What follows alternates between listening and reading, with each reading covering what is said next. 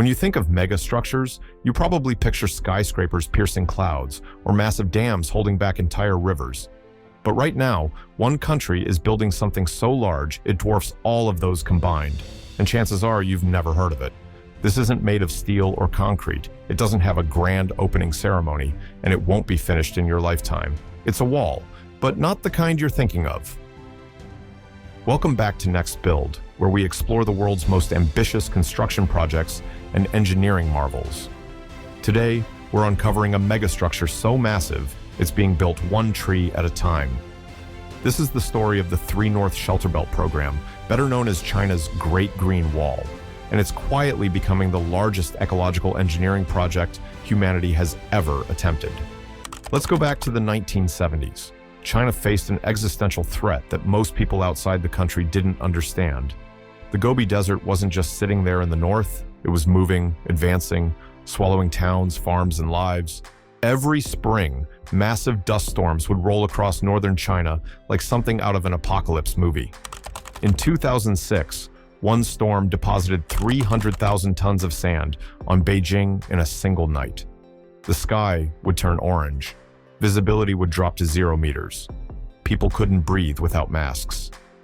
But here's what made it truly terrifying. This wasn't a natural disaster. It was a man-made catastrophe in slow motion. Centuries of deforestation, overgrazing, and aggressive farming had stripped the land bare. Without tree roots to hold the soil, without vegetation to break the wind, the deserts began their march south. By the 1970s, desertification was claiming nearly 3,600 square kilometers of land every single year. Entire villages were being abandoned. Farmland that had fed families for generations was disappearing under sand dunes. Water sources were drying up. And with every dust storm, the problem accelerated.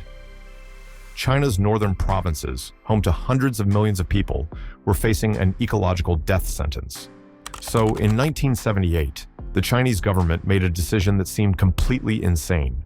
They would build a forest, not a small forest, not a park, a forest the size of Germany, a living wall of trees stretching 4,500 kilometers across the entire northern edge of the country. They called it the 3 North Shelter Belt program, covering China's northwest, north, and northeast regions. The timeline, 73 years. The goal, plant 88 billion trees. Most experts thought it was impossible. Let's put this in perspective because numbers this big stop making sense. The Great Green Wall, when completed, will cover 400,000 square kilometers. That's larger than Germany. It's roughly the size of Montana. It's 15 times bigger than the Three Gorges Dam project. It makes the Great Wall of China look like a garden fence. The wall stretches from Xinjiang in the far west, through Inner Mongolia, cuts across the top of Beijing, and ends in Heilongjiang near the Russian border. It crosses mountains, plateaus, grasslands, and desert margins. It spans climate zones from arid to semi-humid. And here's the thing, they're actually doing it. As of 2024, China has planted over 66 billion trees as part of this program. They've increased forest coverage in the project area from 5% in 1978 to over 13% today. In some regions, desertification has been reversed entirely. Satellite imagery tells the story better than words. Regions that were barren desert in the 1980s are now covered in green. The Kubuchi Desert, once considered impossible to tame, now has forests growing where sand dunes used to shift. The frequency of major dust storms hitting Beijing has dropped dramatically. Springs that were once unbearable are now manageable. The air is clearer. The soil is stabilizing. But make no mistake, this isn't some automated process. This is millions of people over decades planting trees by hand. This is communities relocated, entire economies restructured, farming practices completely reimagined. This is China throwing everything it has at a problem that threatened to literally bury parts of the country. So, how do you actually build a wall out of trees? The design is brilliant in its simplicity. The Great Green Wall isn't one continuous forest. It's a network of shelter belts, protective barriers of trees and shrubs, planted in strategic strips across the landscape. The species are carefully selected for each region. Drought-resistant poplars in the west, hardy pines in sandy areas, shrubs that can survive with minimal water. Native species that evolved for these exact conditions. The trees are planted in rows, creating barriers that slow wind speeds. When wind hits a belt of trees, it slows down by up to 75%. That means less erosion, less dust, and less desertification. The methods have evolved too. Early efforts saw huge tree mortality rates because they planted the wrong species or used poor techniques. Now they're using everything from drone seeding to subsurface irrigation to microbial soil treatments. And here's where it gets interesting. This isn't just a top-down government project anymore. Local communities have been incentivized to participate. Farmers get paid to plant trees. Companies can offset carbon emissions by funding sections of the wall. Individuals can adopt plots through mobile apps. The wall has created entire industries: sustainable forestry, ecotourism, fruit tree farming in reclaimed areas. Some regions have seen economic growth specifically because of the greening efforts. There are now hundreds of research stations along the wall, monitoring everything from soil moisture to biodiversity. This isn't just planting trees and hoping. It's adaptive, data-driven ecological engineering on a continental scale. But it's not all success stories.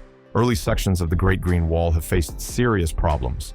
Some areas were planted with monocultures, single-species forests that are vulnerable to disease and pests. When one tree gets sick, entire sections can die off. Water is the big issue. Trees need water, and northern China doesn't have much to spare. Critics argue that massive tree planting in arid regions is actually making water scarcity worse, draining underground aquifers that took thousands of years to form. Maintenance is another massive challenge. Planting trees is the easy part. Keeping them alive for decades requires constant care, and the resources aren't always there. Some estimates suggest up to 35% of planted trees don't survive long term. And then there are the human costs. Communities have been relocated. Traditional grazing lands have been restricted.